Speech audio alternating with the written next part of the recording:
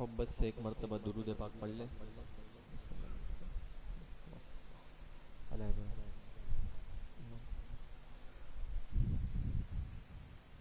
انتہائی خوبصورت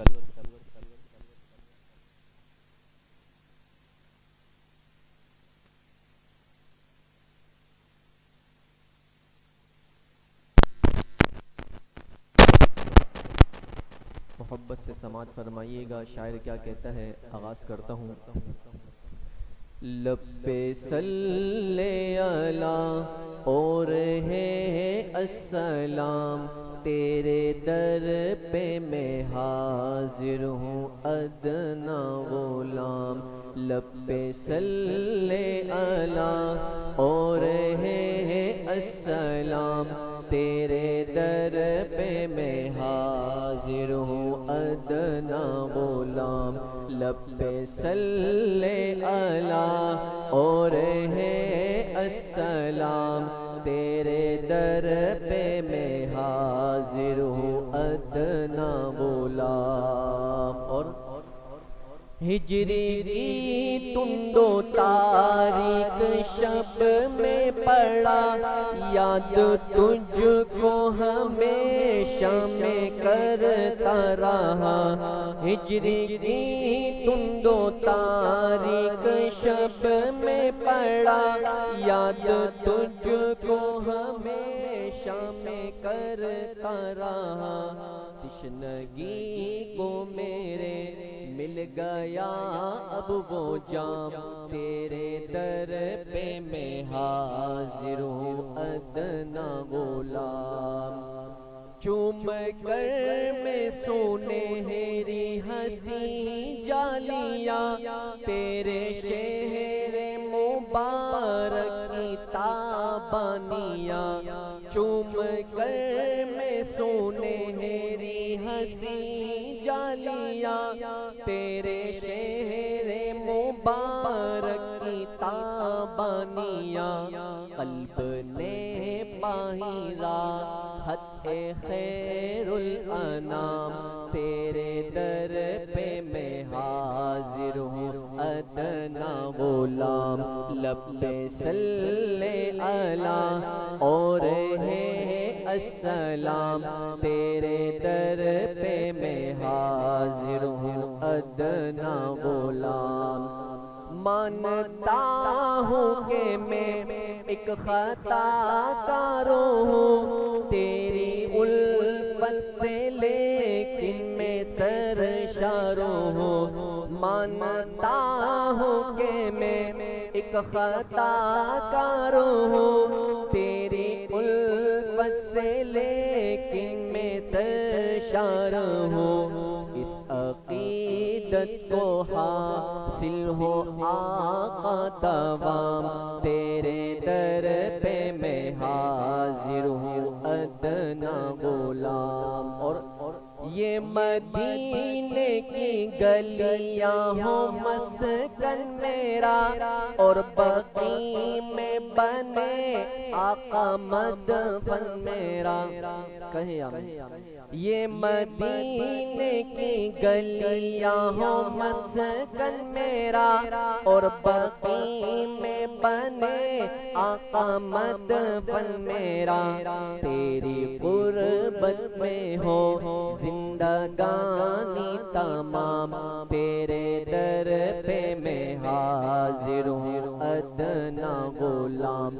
بیٹھ کر روضۂ پاک کے سامنے اور سناتا رہوں نعت کے زمزم میں. بیٹھ کر روضۂ پاک کے سامنے اور سناتا رہوں نعت کے زمزم میں. تیری مدحت لبوں پر رہے صبح و شام, تیرے در پہ میں حاضر ہوں ادنا غلام. آقا حماد پہ بھی ہو نظر کرم, روزے محشر میں رکھنا ہمارا برم. آقا سجاد پہ بھی ہو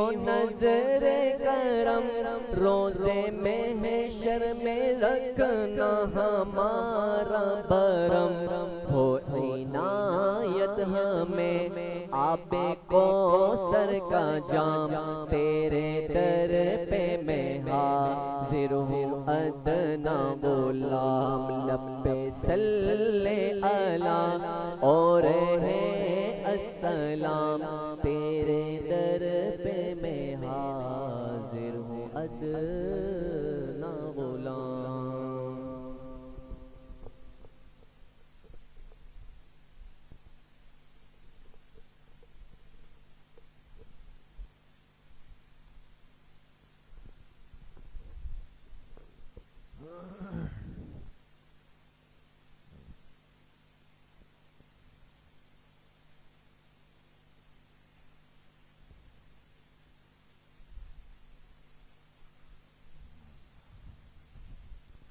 بسم اللہ الرحمن الرحیم۔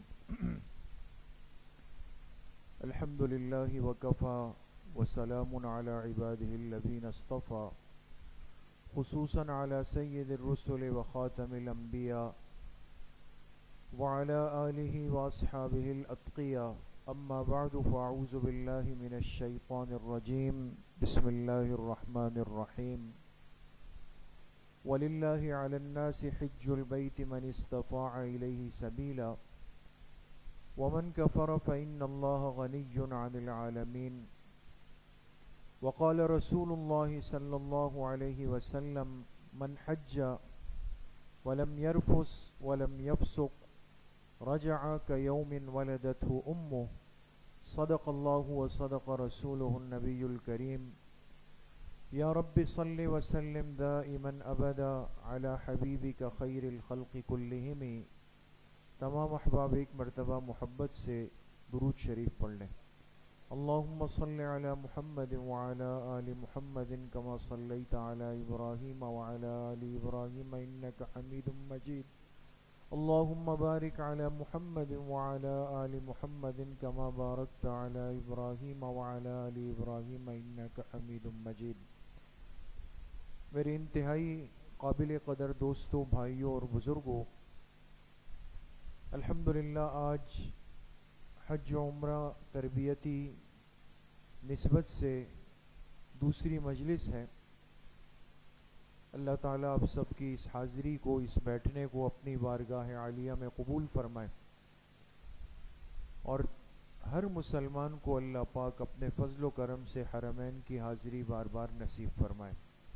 گزشتہ کل کی مجلس میں بات شروع ہوئی اور آپ کے سامنے تذکرہ ہوا کہ حج کو اللہ نے اس امت کے صاحب استطاعت مسلمانوں پہ فرض کیا۔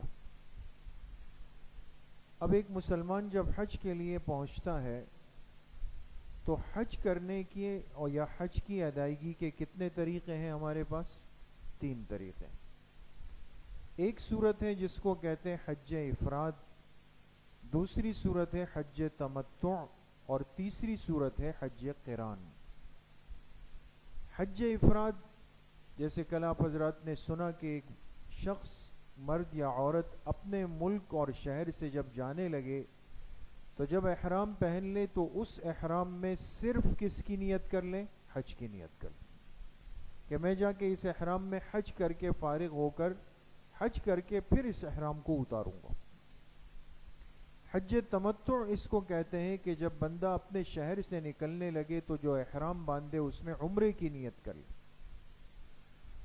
اور وہاں پہنچ کر عمرے سے فارغ ہو جائے، اور تمام اعمال سے فارغ ہونے کے بعد عمرے کا احرام جو پہنا تھا وہ اتار دے، اور پھر حج کا انتظار کرے۔ جب حج کے ایام آ جائے تو حج کے لیے وہیں سے احرام پہن لے۔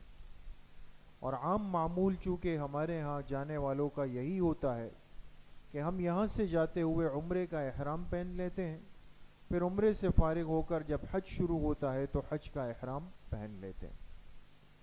تیسری صورت ہوتی ہے جس کو کہتے ہیں حج قران۔ حج قران یہ ہے کہ جب کوئی بندہ اپنے شہر سے نکلے تو جو احرام باندھے اس ایک احرام میں وہ دونوں کی نیت کر لے کہ میں اسی احرام کو وہاں جا کر اسی میں عمرہ کروں گا، پھر احرام نہیں اتاروں گا، پھر انتظار کروں گا جب حج سے فارغ ہوں گا تب جا کے احرام اتاروں گا. بات سمجھ گئے؟ تو چونکہ عموماً جانے والے احباب اور سہولت اس میں ہے کہ حج تمتع کیا جائے، لہٰذا اس کے لیے کل کی مجلس میں آپ حضرات کے سامنے عمرے کا مکمل طریقہ ذکر ہوا اور عمرے کی اصطلاحات اور ساری باتیں آپ کے سامنے آ گئی. آج کی مجلس میں انشاءاللہ ہم بات کریں گے حج کے مکمل ترتیب اور طریقے پر، اور چونکہ عشاء کی اذان تک ہمارے پاس وقت ہے تو اس لیے پوری توجہ آپ حضرات کی مطلوب ہوگی. انشاءاللہ بہت آسانی سے آپ کے سامنے بات آ جائے گی اور آپ سمجھ جائیں گے. آگے بڑھنے سے پہلے دو باتیں ہم اگر اپنی ذہن کے اندر رکھ لیں تو حج کو سمجھنا بہت آسان ہے. کتنی باتیں دوستو؟ دو باتیں. ایک بات تو یہ ذہن کے اندر بٹھا دے کہ حج کے اندر کچھ چیزیں فرض ہیں، کچھ چیزیں واجب ہیں. آپ کے سامنے آئے گا کہ 3 فرض ہیں اور 6 واجبات ہیں. فرض اگر رہ جائے تو وہ عمل ادا ہی نہیں ہوا. جیسے نماز میں ہوتا ہے کہ نماز میں اگر آپ نے فرض چھوڑ دیا اور چل پڑے تو وہ نماز ہوئی نہیں، دوبارہ دہرانی پڑے گی. حج کے اندر جو چیزیں فرض ہیں اگر وہ رہ گئی تو چاہے بندے نے باقی سب کچھ کیا ہو تب بھی حج فرض ادا نہیں ہوگا. اور حج کے جو واجبات ہیں اگر ان واجبات میں سے کوئی رہ جائے تو ایسی صورت کے اندر حج ضائع نہیں ہوگا، لیکن بطور تلافی کے اس شخص کو دم دینا پڑے گا. کیا دینا پڑے گا؟ دم دینا پڑے گا.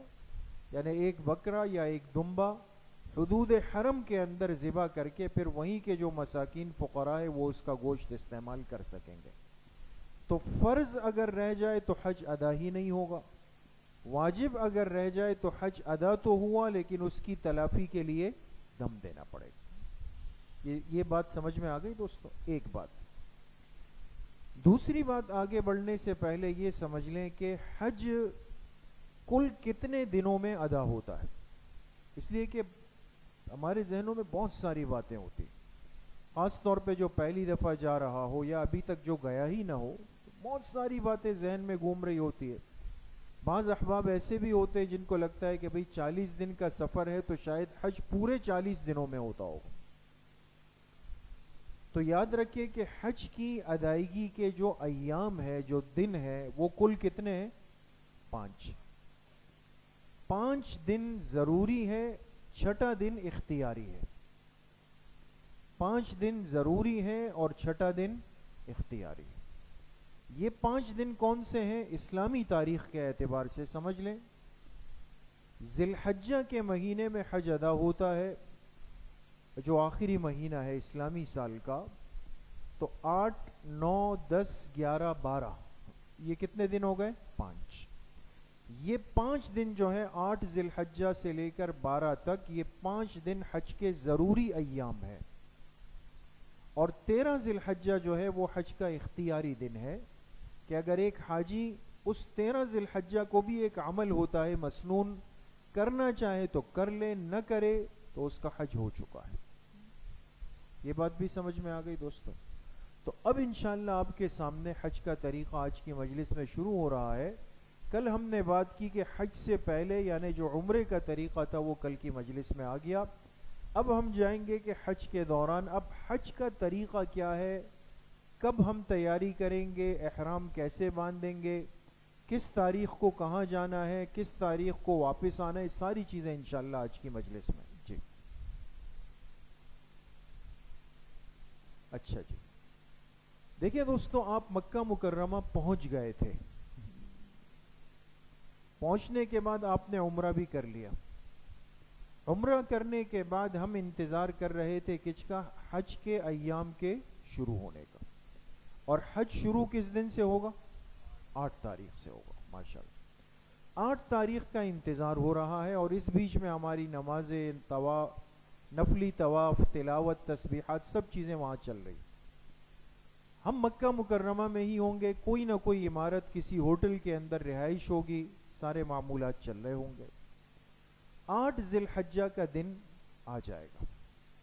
اب 8 ذی الحجہ کو حج کے لیے روانہ ہونا ہے. جی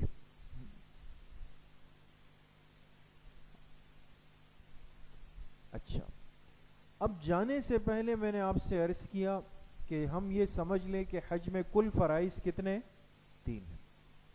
احرام، وقوف عرفہ اور طواف زیارت. یہ 3 چیزیں فرض ہے. فرض کا مطلب کیا ہوا کہ ان تینوں میں سے کوئی ایک بھی اگر چھوٹ گیا تو حج ادا نہیں ہوا. کسی نے سب کچھ کیا لیکن احرام ہی نہیں پہنا ہے. احرام پہنا لیکن وقوف عرفہ جو 9 ذی الحجہ کو ہوتا ہے وہ گیا ہی نہیں میدان عرفات. وہ بھی کر لیا لیکن طواف زیارت جو 10، 11، 12 ذی الحجہ 3 دنوں میں کسی بھی وقت کر سکتا تھا وہ چھوڑ دیا. ان تینوں میں سے جو عمل بھی چھوڑ دے گا تو حج ادا ہی نہیں ہوا، دوبارہ اگلے سال یا پھر کبھی زندگی میں آنا پڑے گا. جی واجبات حج. حج میں واجب کیا ہے؟ نمبر 1 سعی.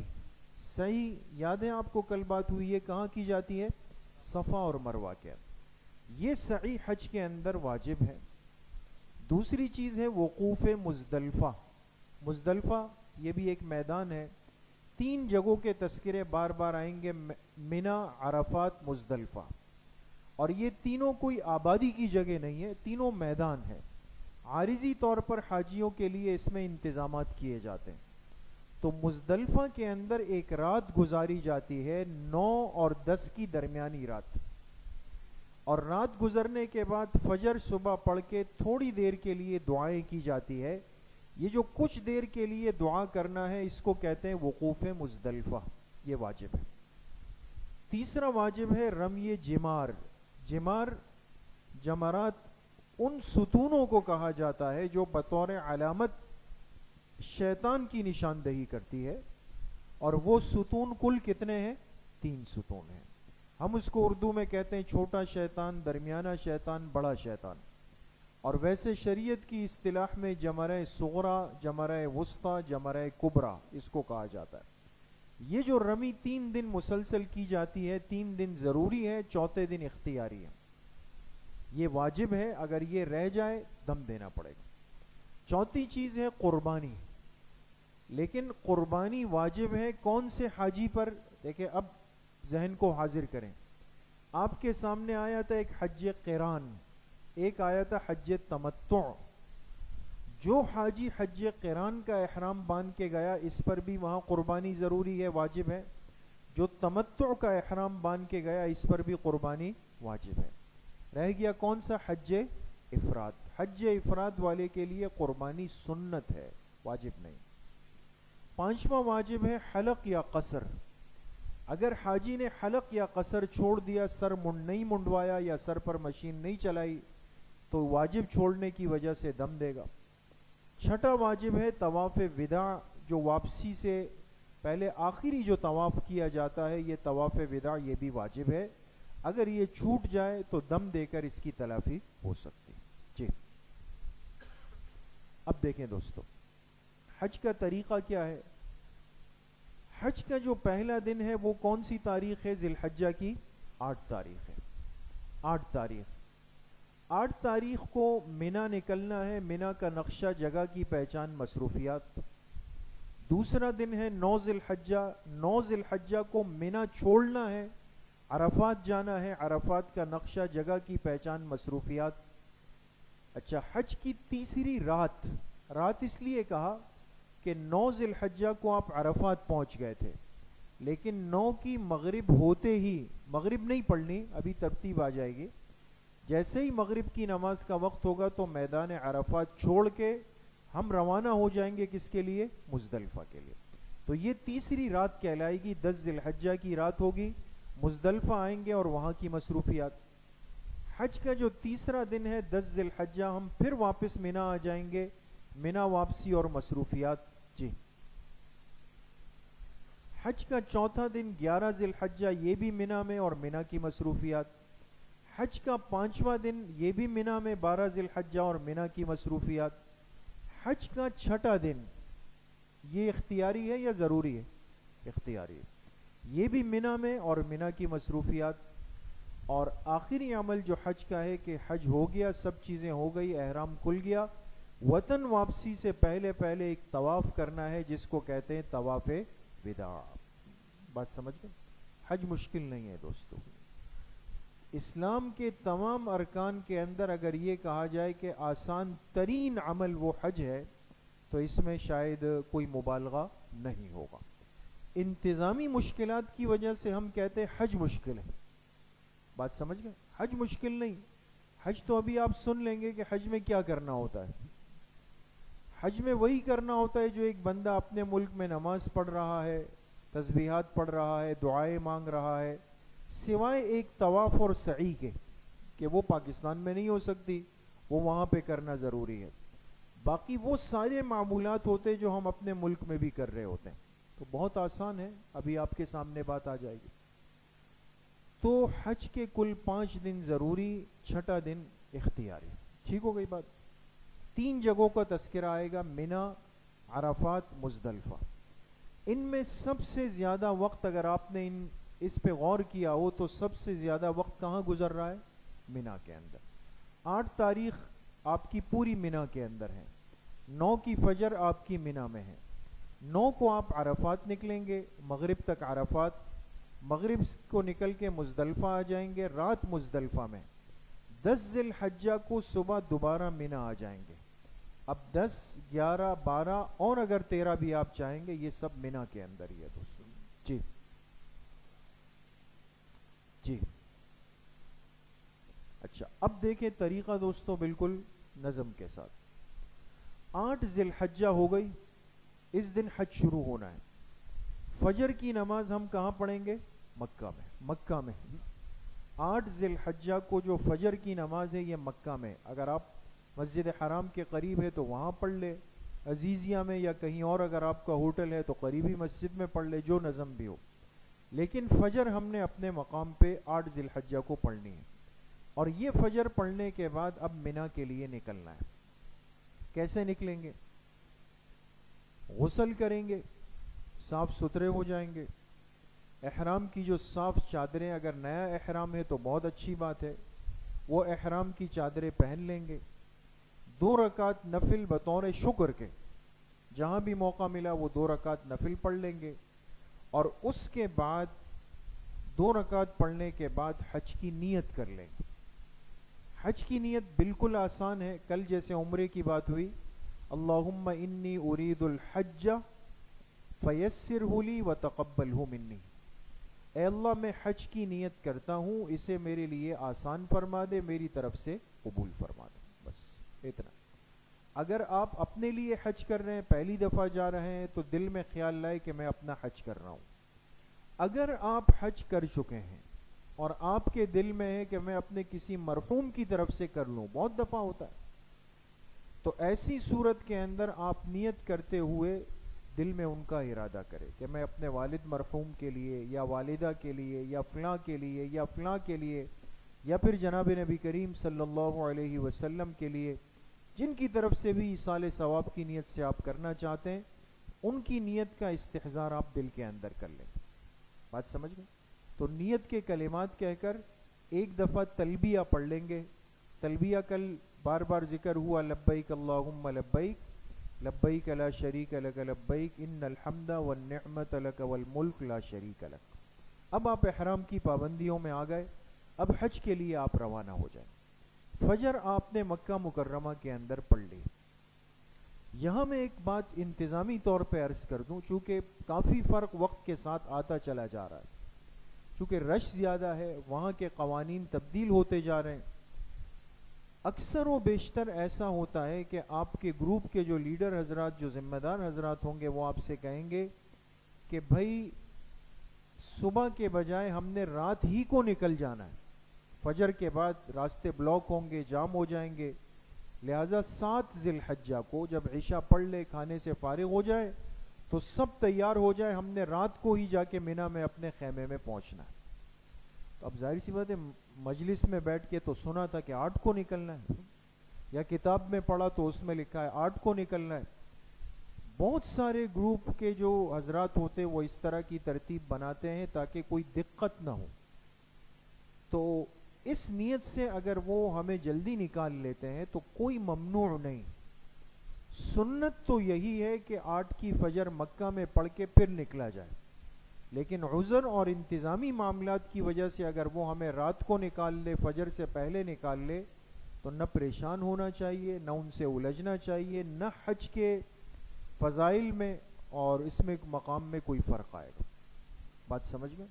اس لیے وہاں جا کر کے خاص طور پہ جو حضرات فیملی اور مستورات کے ساتھ ہو، وہ اپنے آپ کو گروپ سے الگ بالکل نہ کریں. یہ جو ہم پرانے حضرات بزرگوں کے واقعات سنتے ہیں نا، وہ کہتے ہیں ہم نے 80s میں حج کیا، 70s میں اکیلا گیا، میں نے پورا حج پیدل کیا. تو ہمیں لگتا ہے کہ جی میں بھی کر سکتا ہوں. بھائی اس وقت 80,000 حاجی ہوتے تھے، اس وقت 35 لاکھ کا مجمع چل رہا ہوتا ہے. اتنا بڑا فرق آ چکا ہے. ہر چیز ہے، راستے ہیں اور معاملات ہیں، نظم و ضبط ہے.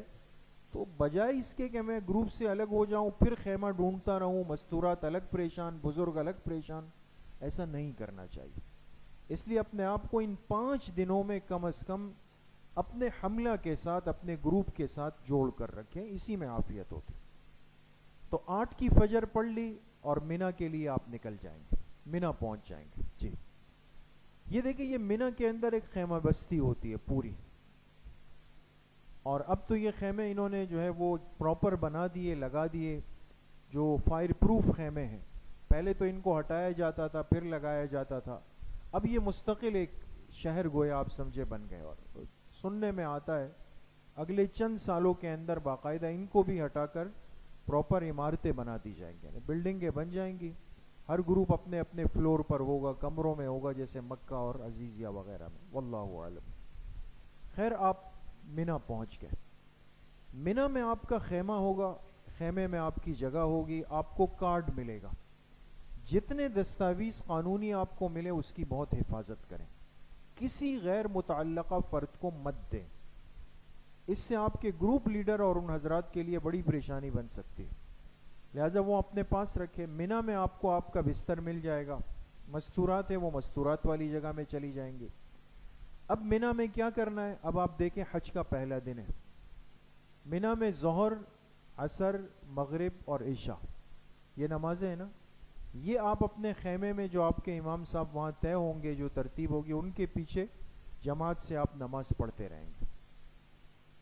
رات آ جائے گی، 8 تاریخ گزر گئی، 9 کی رات آ جائے گی، رات گزر گئی. 9 کی فجر بھی ہم کہاں پڑھیں گے؟ 9 ذی الحجہ کی فجر بھی کہاں پڑھیں گے؟ مینا کے اندر. کچھ سمجھ میں آ رہی ہے بات دوست؟ 8 ذی الحجہ کی ظہر سے ہم نے نمازیں شروع کی مینا میں. ظہر، عصر، مغرب، عشاء یہ چاروں نمازیں مینا میں ہوئی، رات گزار دی. 9 ذی الحجہ کی فجر بھی مینا کے اندر ہم نے پڑھ لی. تو گویا کل کتنی نمازیں ہو گئی؟ 5 نمازیں. اب بتائیں اس میں کیا ایک نئی چیز آئی ہو کہ بھئی یہ تو بڑا مشکل کام ہے؟ نماز پڑھ لی. البتہ وقت کو محفوظ کرنا ہے. تلاوت ہے، تسبیحات ہے، رات کے تہجد کے نوافل ہیں. اگر وہ حضرات کوئی سیکھنے سکھانے کی مجلس لگاتے ہیں اس میں بیٹھنا ہے، گپ شپ نہیں. کیونکہ ہمارا ایک مزاج سا بن چکا ہے نا، آپ کے اعتکاف میں بیٹھے تو بھی گپ شپ ہے، عمرے حج پہ جائے تو بھی گپ شپ ہے. یہ چیزیں وقت کو ضائع کرتی. تو اس لیے اپنے وقت کی معمولات کی بندہ حفاظت کرے. 9 ذی الحجہ کی فجر آپ نے مینا کے اندر پڑھ لی. اب کیا کرنا ہے؟ جی یہ دیکھیں، یہ مینا کا ایک منظر نامہ ہے. ہر خیمے کے اوپر اس طرح ستون لگے ہوئے یلو کلر کے، یہ جو ریڈ سرکل بن رہے ہیں نا، یہ ستون آپ کا مکتب نمبر ہوتا ہے. ہو سکتا ہے انسان آگے پیچھے ہو جائے، کبھی بھی پریشان نہ ہو. کوئی بھی گم نہیں ہوتا، صرف پریشان ہو جاتا ہے. وہ آپ کے پاس کارڈ ہوگا، ہاتھ پہ پہننے کا ایک کڑا ہوتا ہے، وہاں عملہ لاکھوں کی تعداد میں ان کے شرطے ہوتے ہیں. کوئی پریشانی نہیں، ان سے پوچھیں وہ آپ کو پوری رہنمائی کریں گے، آپ پہنچ جائیں گے اپنے مقام پہ. جی اچھا جی، 9 ذی الحجہ کی فجر ہو گئی. اب ہم نے نکلنا ہے مینا سے کہاں کے لیے؟ عرفات کے لیے. اور اب یاد رکھیں، حج کا اہم ترین رکن جو فرض ہے وقوف عرفہ وہ 9 ذی الحجہ کو ہوگا. عرفات کے لیے نکل گئے اور یہ بھی بسوں میں جو ترتیب ہوتی ہے اس میں آپ عرفات پہنچ جائیں گے. اچھا منی میں تو پراپر خیمے ہیں, ایک نظم ہے, ضبط ہے, کھانے پینے کا سب چیزیں, اے سی لگے ہوئے. عرفات میں عارضی طور پہ خیمے لگائے جاتے, کوئی بہت مضبوط سسٹم نہیں ہوتا, اس لیے کہ تھوڑا سا وقت ہے وہاں پہ. خیر آپ خیمے میں چلے جائیں گے. اب وہاں پہنچ کر جو ضروری سامان ہے, دیکھیں یہ جو منی سے عرفات اور مزدلفہ یہ ایک دن رات ہے, بعض لوگ کیا کرتے ہیں سارا بیگ اٹھا لیتے ہیں اپنا, پریشانی ہوتی. ضرورت کی 2 3 4 چیزیں ایسی ہو کہ آپ سمجھتے ہو کہ بھئی یہ تولیہ اور یہ چھوٹی سی ایک شال ہے, یہ مسواک ہے, یہ آپ کے پاس ہونی چاہیے بس. اس سے زیادہ دوائیاں ہوں وہ لازمی اپنے پاس رکھیں. عرفات کے لیے آپ نکل گئے, آپ ظہر سے پہلے پہنچ جائیں گے, اپنے خیمے کے اندر پہنچ جائیں گے. اچھا اب ایک مسئلہ یہاں پہ سمجھ لیں. عرفات کے اندر مسجد ہے, مسجد نمرہ, مسجد نمرہ کے نام سے, جس میں ہر سال وہاں کی گورنمنٹ کی طرف سے امام الحج آ کر خطبہ دیتے ہیں. آپ نے دیکھا ہو ہمارے ہاں لوگ کہتے ہیں حج کا خطبہ آ رہا ہے, لوگ خطبہ سن رہے ہوتے ہیں. یہ امام وہاں کی گورنمنٹ طے کرتی ہے, کوئی بھی ہوتے ہیں وہ آ کے خطبہ دیتے ہیں. خطبہ دینے کے بعد وہ امام کیا کرتے ہیں, اسی مسجد نمرہ میں جب ظہر کا وقت ہو جاتا ہے تو پہلے ظہر کی اذان دی جاتی ہے, وہ ظہر کی نماز باجماعت پڑھا لیتے. ظہر پڑھاتے ہی فوراً کھڑے ہو کر کے وہ عصر کی نماز باجماعت پڑھا لیتے. یہ وہاں کی خصوصیت ہے کہ ظہر اور عصر دونوں نمازیں کون سے وقت میں امام نے پڑھائی؟ جی ظہر کے وقت میں پڑھائی. یہ وہاں کی خصوصیت ہے. اور یہ بھی شرط ہے کہ اگر آپ کو امام الحج مل گئے تب تو آپ نے یہ دونوں نمازیں ایک ساتھ ان کے پیچھے پڑھنی ہیں. لیکن اگر امام الحج نہیں ملے, اور تقریباً نہیں ملیں گے آپ کو, اس لیے کہ آپ اپنے خیمے چلے جائیں گے, اتنا اجتہام ہوگا, تو وہاں تو امام الحج کا کچھ اتا پتہ نہیں ہے کہاں پر ہے, کوئی ٹینشن نہیں لیں. ظہر کے وقت ظہر کی اذان ہو جائے گی, آپ کے خیمے کے امام صاحب آپ کو ظہر پڑھا لیں گے. پھر جب عصر کا وقت آئے گا تو عصر کی اذان ہو جائے گی, آپ کے خیمے کے امام آپ کو عصر کی نماز پڑھا لیں گے. بات سمجھ گئے دوستوں؟ تو عرفات میں ظہر اور عصر کی نماز ایک ساتھ اس صورت میں پڑھی جائے گی جب آپ کو کون مل جائے؟ امام الحج مل جائیں گے. اگر وہ نہیں ملے تو اپنے خیمے یا اپنی جگہ پہ ظہر کے وقت میں اور عصر کے وقت. ایک بات. اچھا اب کرنا کیا ہے؟ ظہر کی نماز کے بعد سے وقوف عرفہ کا وقت شروع ہو جاتا ہے. یہ لفظ دوستو یہ بار بار آئے گا کہ وقوف عرفہ, وقوف مزدلفہ, وقوف عرفہ, وقوف, پتہ نہیں یہ وقوف کیا چیز ہے. وقوف اور وقف کے معنی آتے ہیں عربی زبان میں کھڑے ہونے کے, کھڑے ہونے کے. جناب نبی کریم صلی اللہ علیہ وسلم جب حج کے لیے تشریف لائے اور آپ نے, چونکہ آپ امام الحج تھے, آپ نے خطبہ ارشاد فرمایا, ظہر عصر کی نمازیں ایک ساتھ پڑھائی. پھر آپ نے میدان عرفات میں کھڑے ہو کر کے کئی گھنٹے, یعنی آپ اس سے اندازہ لگائیں کہ ظہر سے مغرب تک کتنا وقت ہوگا, اس میں آپ نے کھڑے ہو کر امت کے لیے دعائیں مانگی. امت کے لیے کئی گھنٹوں آپ نے کھڑے ہو کر, اس لیے اس کو وقوف عرفہ کہا جاتا ہے. لیکن چونکہ ہم کمزور ہیں, ظاہر سی بات ہے ہم تو 4-5 گھنٹے نہیں کھڑے ہو سکتے, 1 گھنٹے بھی کھڑے نہیں ہو سکتے, شاید آدھا گھنٹے بھی نہیں ہو سکتے. اسی لیے مسئلہ سمجھ لیں, اپنے اوپر انسان بوجھ نہیں لائے گا. تمام علماء نے لکھا ہے کہ جب ظہر پڑھ لیں وقوف کا وقت شروع ہو جائے گا, جہاں سہولت سے تھوڑی دیر قبلہ رخ کھڑے ہو کر دعائیں مانگ لیں, پھر بیٹھ جائیں, محسوس ہو کہ تھوڑا آرام کرنا چاہیے, تھوڑا لیٹ جائیں, پھر ہمت ہو, پھر یہ دعاؤں کے اندر یہ وقت گزرتا رہے.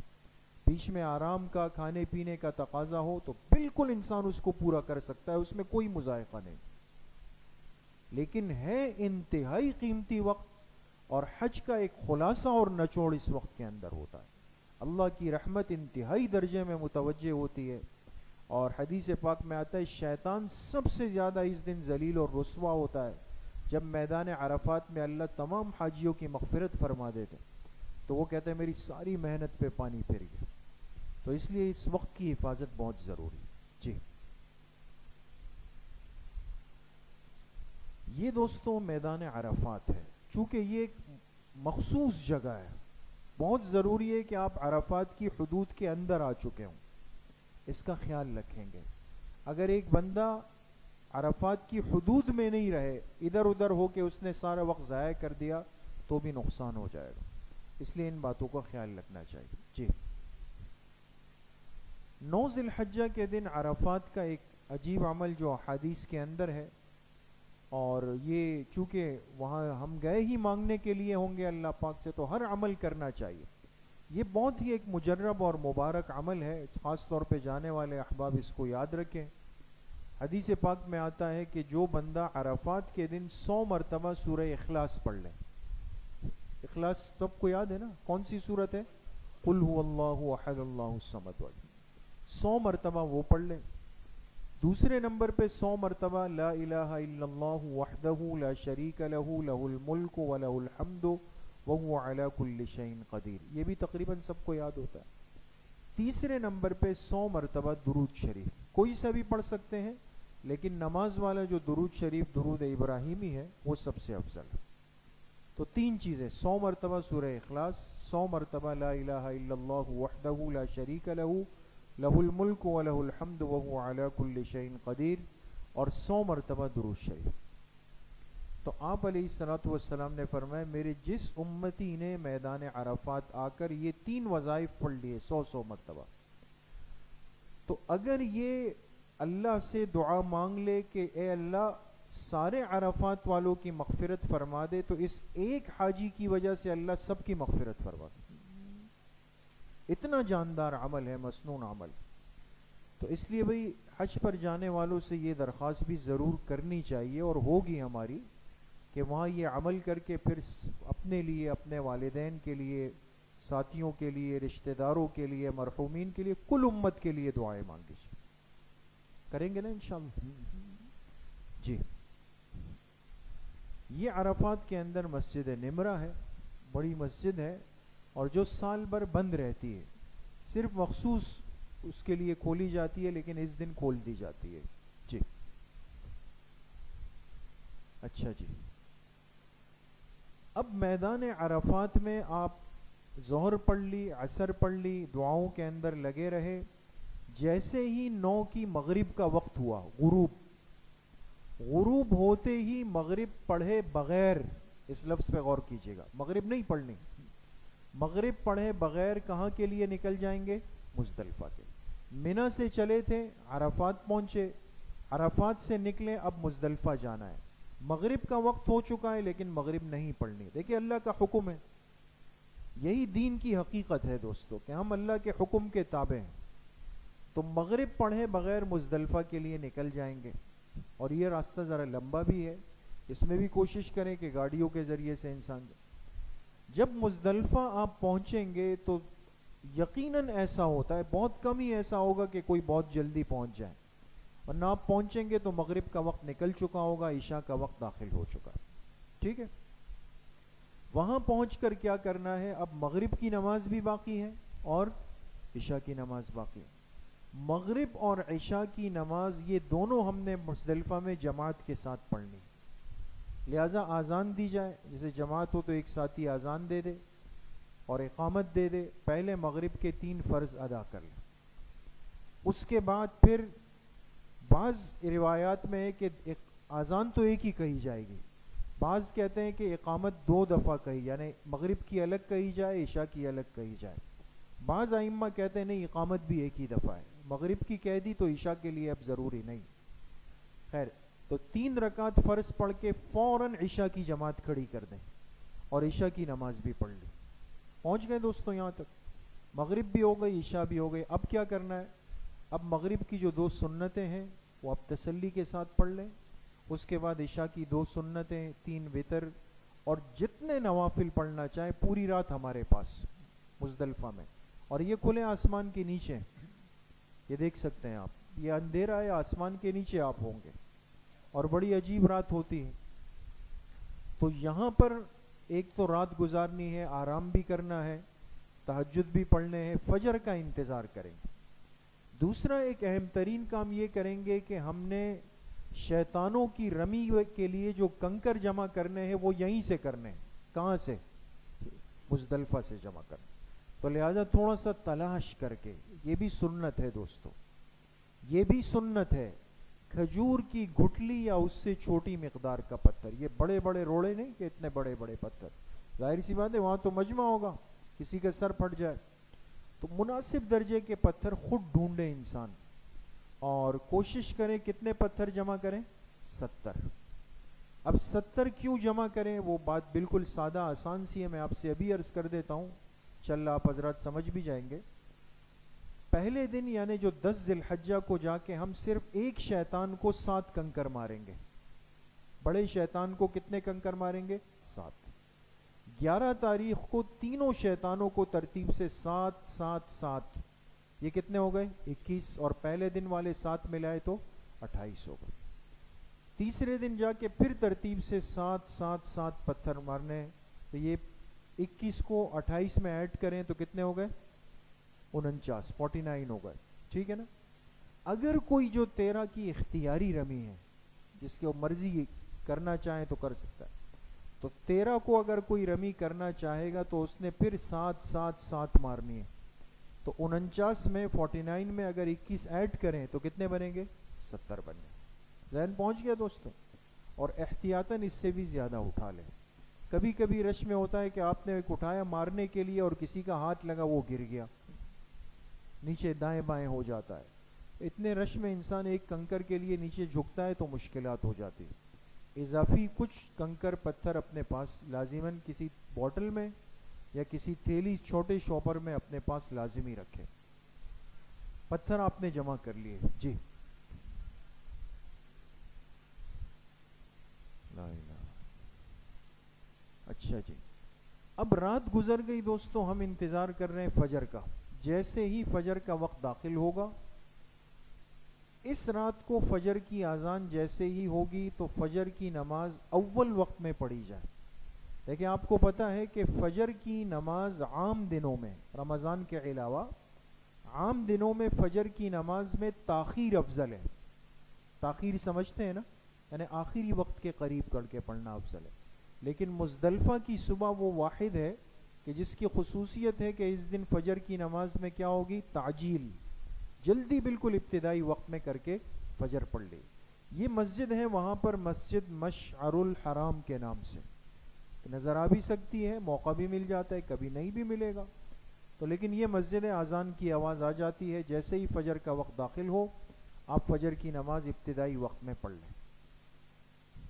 سمجھ گئے؟ یہ مزدلفہ کی مسجد ہے. جی اچھا، فجر کی نماز ابتدائی وقت میں مزدلفہ میں پڑھ لی. اب وقوف مزدلفہ کا وقت اب شروع ہوا دوستو. فجر کے ساتھ ہی وقت شروع ہو جائے گا، لہٰذا قبلہ رخ ہو کر کھڑے ہو کر دعا کرنی ہے، جیسے عرفات میں کی تھی نا. یہاں بھی کھڑے ہو کر تسلی کے ساتھ دعا کریں. البتہ وہاں دعا کا وقت لمبا ہوتا ہے، یہاں بہت مختصر ہے. طلوع شمس یعنی سورج نکلنے سے پہلے پہلے اب تھوڑی دیر بھی انسان دعا کر لے، 5 10 منٹ 15 منٹ کی کر کے انسان مزدلفہ چھوڑ کر کہاں کے لیے نکل جائے گا؟ مینا کے لیے نکل جائے گا. بات سمجھ میں آ گئی؟ اور اب یہ کون سی تاریخ چل رہی ہے دوستوں؟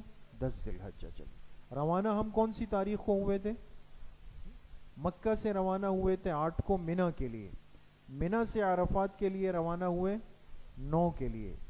9 اور 10 کی درمیانی رات کہاں گزری؟ مزدلفہ میں. 10 کو فجر پڑھ کے نکلیں گے دوبارہ کہاں کے لیے؟ مینا کے لیے نکلیں. جی اب آپ مینا پہنچ جائیں گے. جی یاد رکھیں یہ 10 تاریخ کا دن سب سے مصروف دن ہوتا ہے حاجی کے لیے. اس میں 3 کام ترتیب سے کرنا ضروری ہے. کتنے کام؟ 3. یہ مصروف دن ہے اس لیے جلدی نہیں کرنی. مینا پہنچ کر اپنے خیمے میں جا کر وضو بنا لیں، ناشتہ کر لیں، تھوڑا سا آرام بھی کر لیں، مشورے سے جانے کا وقت طے کر لیں. ایسی ہڑا ہڑی ہوتی ہے بعض لوگوں کو جلدی کے بس جا کے شیطانوں کو مارنا ہے. اس میں حادثات ہو جاتے ہیں، پریشانی ہوتی ہے، بھوک لگ جاتی ہے، شوگر لو ہو جاتی ہے، معاملات ہوتے ہیں. جلد بازی کوئی نہیں، کہیں پر نہیں. لہذا جیسے ہی آپ کو لگے کہ بس اب آپ صحیح ہے، تیار ہیں، فارغ ہو جائیں، تو اب آپ نے کتنے کام کرنے؟ 3 کام کرنے. وہ 3 کام کون سے کرنے؟ ترتیب سے. سب سے پہلا کام یہ کرنا ہے کہ جمرہ عقبہ بڑے شیطان کی رمی کرنی ہے. اور کتنے کنکر مارنے؟ 7 کنکر مارنے بڑے شیطان کی. یہ 3 ستون بنے ہوئے ابھی آپ کے سامنے آ جائیں گے. ہم جب منی سے روانہ ہوتے ہیں نا شیطان کو مارنے کے لیے، تو ترتیب کے اعتبار سے جو پہلا ستون آتا ہے وہ کون سا ہوتا ہے؟ چھوٹا شیطان. پھر آتا ہے درمیانہ شیطان، پھر آتا ہے بڑا شیطان. تو اب پہلے دن بڑے شیطان کی رمی کرنی ہے، تو 2 سے گزر کے جائیں گے نا، ایسا ہی ہوگا نا. آپ جب جائیں گے تو پہلے چھوٹا والا آئے گا، اس کو نظر انداز کریں، آگے چلے. دوسرے کو نظر انداز کریں. یہ بات اس لیے زور دے کے عرض کر رہا ہوں کہ آپ جب وہاں پہنچیں گے تو بہت کچھ ہو رہا ہوتا ہے. بہت کچھ سمجھتے؟ بہت کچھ ہو رہا ہوتا ہے. اس کی سادہ سی مثال عرض کروں، جیسے ہم عید کی نماز پڑھتے ہیں. عید کی نماز پڑھتے ہیں نا، تو دائیں بائیں والوں کو دیکھ رہے ہوتے ہیں کہ وہ کیا کر رہا ہے، اس لیے کہ وہ تو سال میں کم ہی موقع آتا ہے. اب اگر اس نے اٹھایا تو میں نے اٹھا لیا، اس نے نہیں اٹھایا تو میں نے بھی نہیں اٹھایا. اب وہاں جب آپ جائیں گے تو دیکھیں گے کوئی اس شیطان کو مار رہا ہے، کوئی درمیان والے کو مار رہا ہے، کوئی بڑے والے کو مار رہا ہے.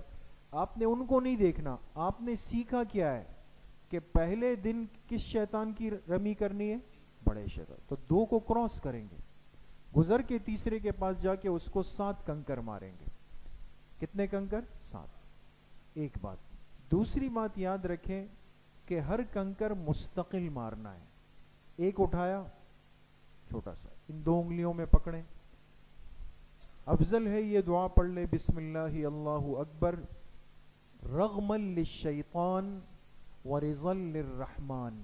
اگر پورا یاد ہو، نہیں تو بسم اللہ اللہ اکبر. یہ بھی نہیں تو بس صرف اس کو کنکر مار لیں اس نیت سے کہ یہ مارنا ضروری.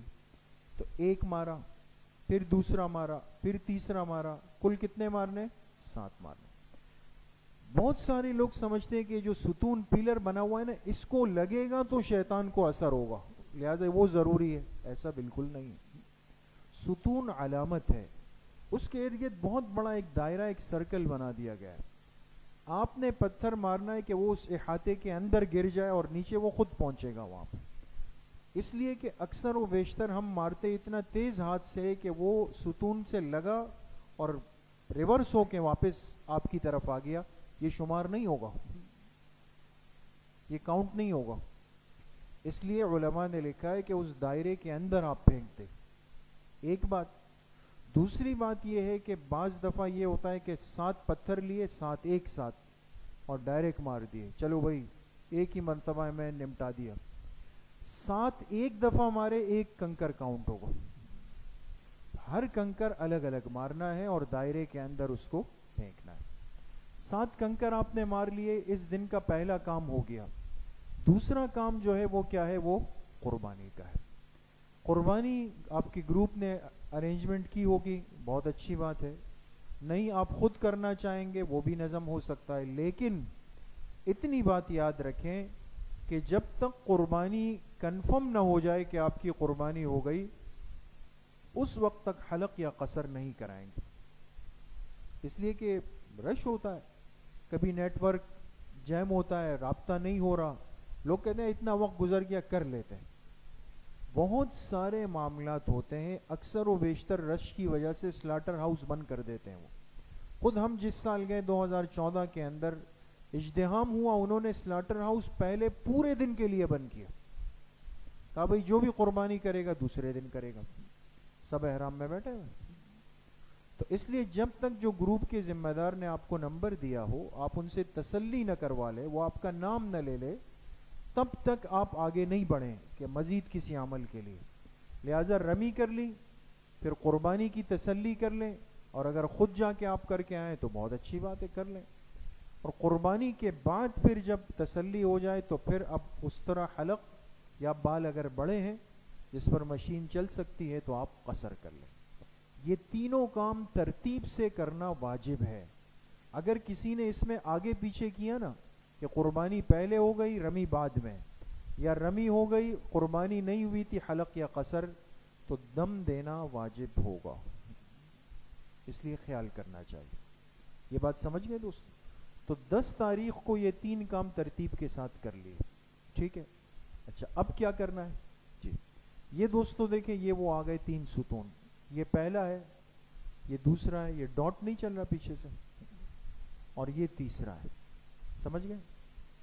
جس کی طرف ایرو بنا یہ سب سے آخر میں, یہ بڑا شیطان ہے. آپ نے پہلے کو بھی کراس کرنا ہے, دوسرے کو بھی کرنا ہے, تیسرے کے بعد آپ گئے. اور دیکھیں سرکل نظر آ رہا ہے آپ کو, اس کے اندر آپ نے اپنا کنکر پھینکنا ہے بس. سمجھ میں آ گئی؟ تو پہلے دن کتنے شیطانوں کی رمی ہے؟ ایک. اور کون سے والے کی؟ بڑے شیطان کی, جس کو جمرہ عقبہ کہتے. وہ کر لیا, قربانی ہو گئی, حلق کرا لیا, تو تقریباً جو حج کے واجبات تھے پورے ہو گئے. لہٰذا اب اگر آپ اپنا احرام کھولنا چاہے تو کھول سکتے ہیں. طواف زیارت جو کرنا ہے نا اس کے لیے احرام اب ضروری نہیں ہے. یہ 3 کام اگر ترتیب سے ہو گئے ہیں تو آپ احرام اتار سکتے ہیں, نارمل کپڑوں میں جا کے طواف زیارت کر سکتے ہیں. لیکن اگر یہ 3 کام ابھی ہوئے نہیں ہیں تو پھر احرام میں ہونا ضروری ہوگا جی. اچھا اب یہ 3 کام ہو گئے. اچھا اب اس کے بعد کیا کریں؟ 10 ذی الحجہ کی تاریخ چل رہی ہے. یہ مسئلہ سمجھ لیں کہ طواف زیارت کے اللہ پاک نے کل دن کتنے رکھے؟ 3 دن, 10, 11 اور 12 ذی الحجہ کی مغرب تک. اگر چاہے تو انسان اسی دن مکہ جا کر طواف زیارت کر لے, یعنی 7 چکر لگا لے, 2 رکعت نفل مقام ابراہیم پہ پڑھ لے, صفا مروہ پہ آ کے سعی کر لے, پورا جیسے پراپر ایک عمرے کا طریقہ ہوتا ہے. تو طواف زیارت اس طرح کر لیں, اور پھر اس کے بعد مینا واپس چلا جائے, مینا آ جائے. اور اگر کسی کا اس دن ہمت نہیں ہے 10 ذی الحجہ کو, اور وہ کہے میں تو بہت تھک گیا آج نہیں کر سکتا ہوں, تو وہ واپس طواف زیارت کے لیے مکہ نہ جائے, واپس اپنے مینا والے خیمے میں آ جائے. بات سمجھ گئے جی؟ یہ طواف زیارت کے بعد 2 رکعت نفل, پھر سعی جی. اب مینا واپس آ گئے جی. اب آ گیا دوستو 11 ذی الحجہ. 11 ذی الحجہ کو ہم نے ایک ہی کام کرنا ہے, تینوں شیطانوں کی رمی کرنی ہے. لیکن ایک فرق تھوڑا سا سمجھ لیں یہاں پر, کہ گزشتہ کل جو ہم نے ایک شیطان کی رمی کی تھی اس کا وقت شروع ہو جاتا ہے فجر کی نماز کا وقت داخل ہوتے ہی. بات سمجھ گئے؟ یعنی آپ جیسے ہی مینا پہنچے آپ جا سکتے ہیں, آپ جا کے رمی کر لیں. البتہ 11 اور 12 ذی الحجہ کی رمی کا وقت شروع ہوتا ہے کب؟ زوال کے بعد سے. زوال سمجھتے ہیں نا, یہ جو 12 ساڑھے 12 بجے کا وقت ہوتا ہے اس کے بعد. لہٰذا 11 ذی الحجہ کو ہم ایسا نہیں ہے کہ فجر پڑھ کے جا کے چلو بھائی رمی کر کے آ جائیں. اعلانات ہوتے ہیں, وہاں سلائیڈیں چلتی ہے. ان حضرات کو چونکہ حنبلی مسلک کو فالو کرتے ہیں وہ حضرات, تو وہ بار بار اعلان کرتے ہیں کہ چلے جی بھائی رمی کر لیں, وقت شروع ہو گیا. وہ اپنے نظم میں ہوں گے, لیکن آپ نے پریشان نہیں ہونا. زوال کا انتظار کریں, جیسے ہی زوال کا وقت ہو جائے گا تو جا کر اب ترتیب سے رمی کریں گے. پہلے چھوٹے شیطان کو 7 کنکر, پھر درمیانے کو 7 کنکر, پھر بڑے کو 7 کنکر. تو کل کتنے کنکر ہو گئے؟ 21 کنکر. اور اسی انداز میں جیسے میں نے آپ سے طریقہ عرض کر دیا. اب کیا کرنا ہے؟ اگر تو کل طواف زیارت کر چکا ہے پھر تو فارغ ہے, واپس اپنے خیمے میں آ جائے. اور اگر کل نہیں کیا تھا اور آج کرنے کا موڈ ہے اور ہمت ہے تو کنکر مار کے سیدھا وہاں سے مکہ چلا جائے, طواف زیارت کر کے 2 رکعت نفل پڑھ کے سعی کر کے پھر مینا واپس آ جائے جی. یہ دیکھیں دوسرے دن تینوں کی رمی کرنی ہے, پہلے اس کو 7 کنکر, پھر اس کو 7 کنکر, پھر اس کو 7 کنکر جی. سمجھ گئے جی؟ اب آ گیا 12 ذی الحجہ. 12 ذی الحجہ کو بھی رمی کا وقت کب شروع ہوگا دوستو؟ زوال کے بعد شروع ہوگا. زوال کے بعد جا کر ترتیب سے پہلے چھوٹے کو, پھر درمیانے کو, پھر بڑے کو 7 کنکر مار دے. اب چونکہ 12 تاریخ ہے نا, اگر ابھی تک طواف زیارت نہیں کیا تو کیا کریں؟ اگلے دن کا انتظار کرے گا؟ نہیں, اب تو آپشن نہیں ہے. اب تو لازمی جا کر مکہ میں مغرب سے پہلے پہلے طواف زیارت کر لے. اور اگر کر چکا ہے تو اب اس کی مرضی ہے کہ مکہ چلا جائے اپنے ہوٹل میں, حج ہو چکا ہے اس کا, اور اگر اس نے 13 ذی الحجہ کی رمی کرنی ہے، جو شروع میں آپ سے کہا گیا ایک دن ہوتا ہے اختیاری، 13 کی رمی مسنون ہے، آپ علیہ الصلاۃ والسلام نے فرمائی ہے۔ اگر کسی کو 13 کی رمی کا ارادہ ہو تو وہ واپس اپنے خیمے میں آ کر رات گزار لے، لیکن اس میں مشورتاً یہ بات عرض کروں گا کہ مستورات کے ساتھ حتی الامکان قیام نہ کریں، اس لیے کہ تقریباً مجمع نکل چکا ہوتا ہے، جا چکا ہوتا ہے، گنے چنے لوگ بچ جاتے ہیں۔ گروپ والے ترتیب اگر بنا رہے ہیں اور مستورات کی اچھی خاصی تعداد ہے پھر تو رک جائے، لیکن اگر نہیں ہے تو پھر نہ رکنے میں عافیت ہے، پھر کھانے پینے کے ہر معاملے کے اندر ایک مشکل ہوتی۔ اور اگر آپ اکیلے ہیں اور نوجوان ساتھی ہیں، گروپ ہے، ساتھ ہے، تو پھر آپ بالکل رک سکتے ہیں، 13 ذی الحجہ کا انتظار کر لیں۔ اور 13 ذی الحجہ کو افضل یہی ہے کہ زوال کے بعد رمی کریں، لیکن 13 کو یہ اجازت ہے کہ 13 کو فجر کی نماز کے بعد بھی جا کر آپ رمی کر کے سنت پوری کر سکتے ہیں۔ سمجھ گئے دوستو؟ جی، یہ 13 ذی الحجہ کی رمی ہو گئی۔ اب آپ مینا سے واپس مکہ مکرمہ آ جائیں گے۔ جی جی، یہ 13 ذی الحجہ اجازت ہے کہ طلوع کے بعد جا کر تینوں جمرات کی رمی کرے، ورنہ بہتر ہے کہ زوال کے بعد کرے۔ جی جی، اب رہ گیا طواف وداع۔ الوداعی طواف یہ ہے واجب، یہ کیا ہے دوستو؟ واجب۔ اور واپس اپنے ملک آنے سے پہلے جو بھی طواف ہوگا، یہ مسئلہ سمجھ لیں، جو بھی طواف کیا جائے، چاہے آپ نے اس نیت سے کیا کہ میں نفلی طواف کر رہا ہوں، وہ خود بخود طواف وداع بنے گا، کنورٹ ہو جائے گا اس کے اندر۔ بات سمجھ گئے؟ یہ مسئلہ اس لیے سمجھنا ضروری ہے کہ بعض دفعہ انسان یہ سوچتا ہے کہ بھئی جانے آخری دن بس جا کے صبح ہم کر لیں گے طواف وداع، تو بیچ میں نفلی طواف چل رہے ہوتے ہیں، خدا نخواستہ طبیعت خراب ہو گئی، آگے پیچھے ہو گیا، فلائٹ آگے پیچھے ہو گئی، اور ایک بھائی چلو بھائی نکلنا ہے، آپ ٹینشن میں آئے کہ یار اب تو طواف وداع کیا نہیں، تو جو آپ نے پیچھے کوئی نفلی طواف کیا ہوگا وہ آٹومیٹک کیا بن جائے گا؟ طواف وداع بن جائے۔ لیکن طواف وداع واجب ہے، مرد حضرات کے لیے بھی مستورات کے لیے۔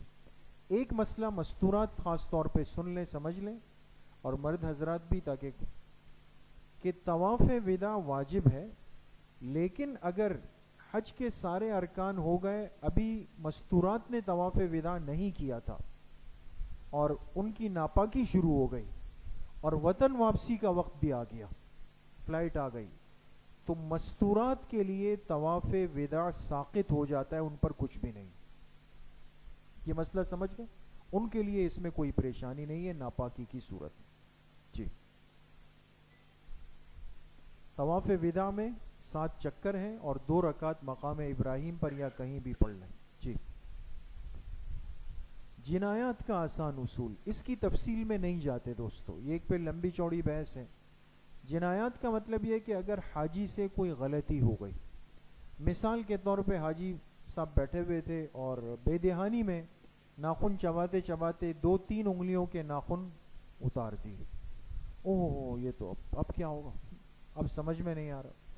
یا یہ کہ احرام میں بیٹھے ہوئے تھے اور بیگ میں ہاتھ مار رہے تھے، عطر کی شیشی نکل آئی اور کہا یہ بھی تو بڑی سنت عمل ہے، وہ لے کے پورا اپنے آپ کو جو ہے وہ کر دیا، پھر یاد آیا کہ بھئی میں تو نہیں لگا سکتا۔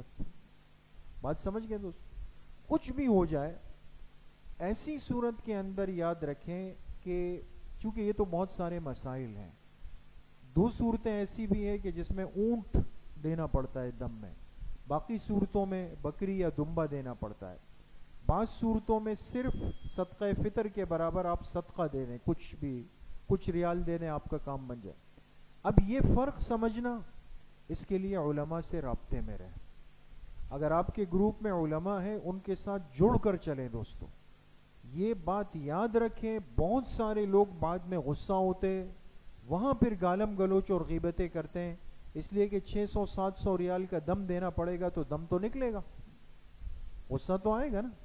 تو پھر جب غصہ آتا ہے تو پہلے گروپ لیڈر بیچارے اس کو آڑے ہاتھوں لے لیتے ہیں کہ بھئی تم صحیح ترتیب نہیں کر رہے ہو، یہ نہیں کر رہے، وہ نہیں کر رہے، یہ بہت سارے معاملہ۔ اس لیے کوئی چیز سمجھ میں نہیں آئے تو فوراً جو آپ کے ساتھ عالم صاحب مفتی صاحب چل رہے ہیں ان سے، یہ نہیں. تو ہمیشہ میں ساتھیوں سے ایک بات عرض کرتا ہوں کہ بھئی ہر ساتھی اپنی مسجد کے امام صاحب سے جڑا ہوا ہوتا ہے، جاتے ہوئے ان کا نمبر لے کر جائیں احتیاطاً. اور اگر آپ کو اپنے جو گروپ کے عالم ہے وہ دستیاب نہیں ہے، آپ اپنے محلے کی مسجد کے یا کراچی میں جن سے آپ رابطے میں رہتے ہیں، جن سے مناسبت ہے، ان سے پوچھ کر چلتے رہیں تاکہ حج خراب نہ ہو جائے. جی چلیں آگے. یہ اصل میں مختلف صورتیں ہیں تو اس بحث میں نہیں جا سکتے. تو یہ حج کا بہرحال ایک مختصر طریقہ تھا جو آپ کے سامنے آیا. کل کی مجلس میں انشاءاللہ مدینہ منورہ حاضری کی ترتیب پر بات کریں گے. اللہ کریم مجھے بھی آپ سب کو صحیح عمل کی توفیق نصیب فرمائے. جی جی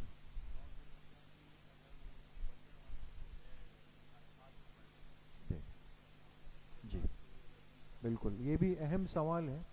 جیسے میں نے آپ حضرات سے عرض کیا کہ کبھی کبھی گروپ والے انتظامی امر کی وجہ سے 8 کی صبح کی بجائے رات کو ہی مینا نکال دیتے ہیں. یہی معاملہ ہوتا ہے کہ 9 ذی الحجہ کی فجر کے بعد عرفات جانا چاہیے، لیکن وہ اپنی سہولت کے لیے یا راستوں کی بلاکیج سے بچنے کے لیے رات کو نکال لیتے ہیں.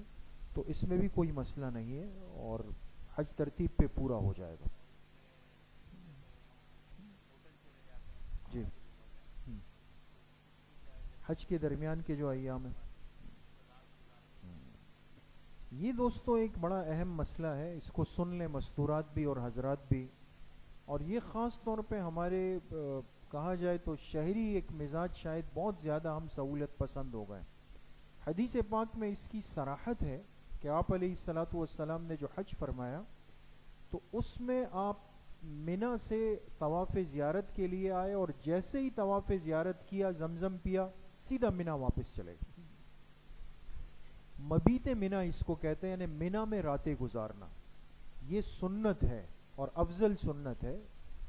اب ظاہر سی بات ہے انسان تھکا ہوا ہوتا ہے. اب جب مکہ آتے ہیں یا عزیزیہ پہنچتے ہیں، ہوٹل کا کمرہ دیکھتے ہیں تو سب ڈھیلا ہو جاتے ہیں، چلو بھائی آرام کر لیتے ہیں. کرنا نہیں چاہیے اس طرح.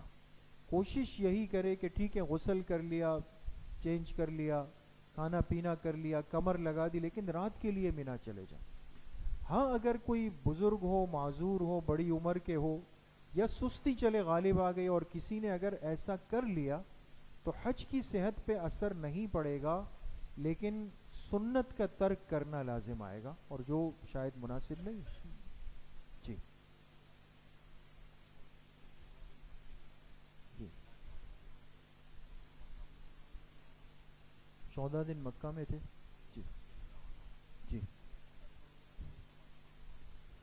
اصل میں 15واں دن آپ کا منا کے اندر ہوگا نا. جی ہاں، تو اس میں وہی تھوڑا سا علماء کا اختلافی مسئلہ ہے. جو حضرات ان دونوں کو ایک حکم میں قرار دیتے ہیں، یعنی منا اور مکہ کو، وہ حضرات کہتے ہیں یہ دو شہر جڑ گئے ہیں بالکل، تو وہ تو کہیں گے کہ پوری نماز پڑھیں.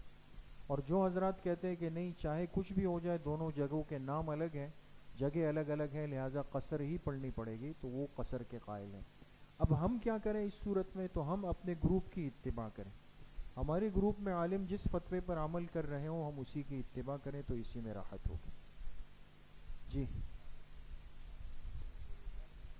یار آواز جی جی ہاں، یہ حاجی صاحب کا ایک سوال بڑا اچھا تھا، انہوں نے یاد دلایا. کل کی مجلس میں نے عرض کیا تھا کہ مستورات کتنے بال کاٹیں گی؟ 1 پور کے برابر ہے نا. 1 پور یعنی انگلی کا جو پورا ہوتا ہے نا، پورے بالوں کا آخری کونا پکڑ لیں اور 1 پور کے برابر کاٹ لیں. تو میں نے عرض کیا کہ مستورات ہوٹل کے کمرے میں یہ عمل کریں، باہر نہ کریں، سب کے سامنے بال نہ کھولیں، اور کسی دوسری عورت سے یا اپنے محرم مرد سے کرائیں. لیکن اگر کسی عورت نے خود سے کر لیا، یعنی اگر خود اپنے بال پکڑ لیا اور کر لیا تو کوئی مسئلہ نہیں ہے، وہ کر سکتی ہے اور ان کے حج پر کوئی اثر نہیں پڑے گا. جی حاجی صاحب.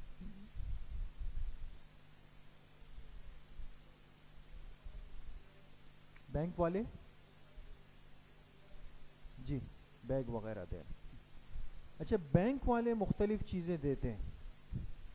یہ اس میں دیکھیں علماء احتیاط کا کہتے ہیں چونکہ بینک کے معاملات ہوتے ہیں، لیکن اس میں جو فتویٰ ہے نا وہ یہ ہے، اور تحقیق بھی یہ ہے جو ہم نے بنوری ٹاؤن سے کی ہے کہ یہ جتنی چیزیں ایک حاجی کو پرووائڈ کی جاتی ہے، دی جاتی ہے، یہ کوئی ان کے پیسے نہیں ہے، یہ آپ سے ہی جو لیے گئے پیسے تھے نا، اس میں سے ایک نظم یہ الگ کر لیتے ہیں، اور انہی سے ہی آپ کے لیے بیگ ہے، مستورات کے اسکارف ہیں، اور پانی کی بوٹل ہے، یہ ہے، تو یہ ہمارے ہی پیسے ہوتے ہیں، تو استعمال کر سکتے ہیں، اس میں کوئی حرج نہیں، کر سکتے ہیں جی۔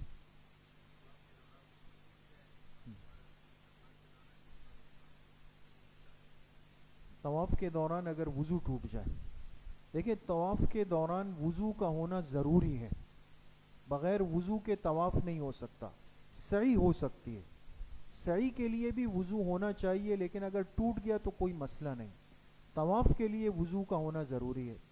لیکن اگر کسی نے طواف شروع کیا، ابھی ایک چکر لگایا، دو لگائے، تین لگائے، اور وضو ٹوٹ گیا، تو اس میں یاد رکھیں کہ وہ جا کے وضو تو بنائے گا، باہر صورت بنائے گا، اب وضو بنا کے آنے کے بعد طواف کہاں سے شروع کرے گا؟ ہمارے ہاں ایک مسئلہ مشہور ہے کہ ایسی صورت میں کیا دیکھا جائے گا کہ 3 سے کم لگائے ہیں یا 3 سے زیادہ، ایسا کچھ بھی نہیں، ایک چکر بھی لگایا تھا اور وضو بنا کے آ گیا تو وہیں سے اپنے دوسرے چکر سے اپنا طواف شروع کر دے، اور اگر درمیان میں 1.5 کیا تھا، 2.5 کیا تھا، تو وہ آدھا کاؤنٹ نہیں ہوگا، بات سمجھ گئے؟ اس کو ریورس کر دیں گے، پیچھے سے کریں گے۔ دوسرا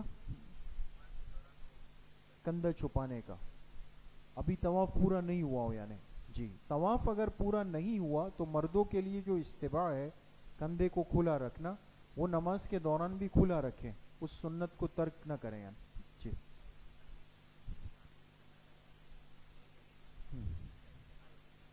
کس کا؟ ٹھیک ہے۔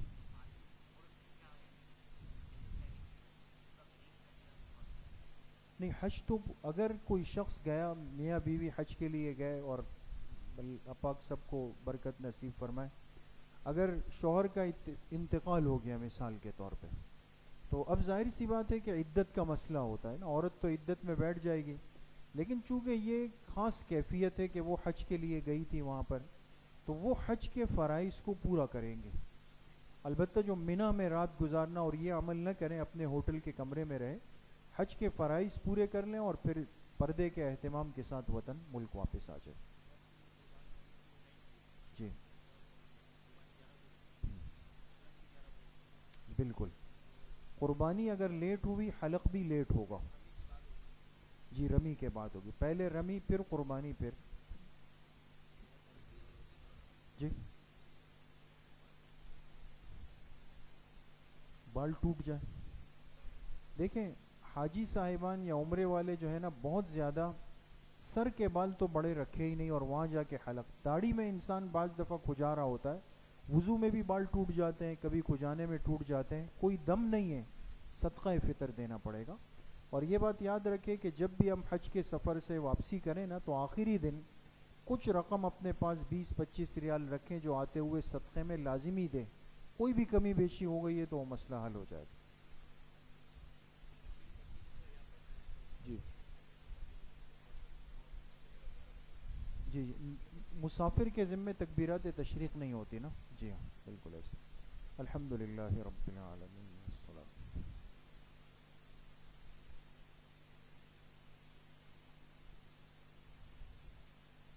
وصلی اللہ وسلم علی نبینا محمد وآلہ وصحبہ اجمعین برحمتہ، السلام علیکم۔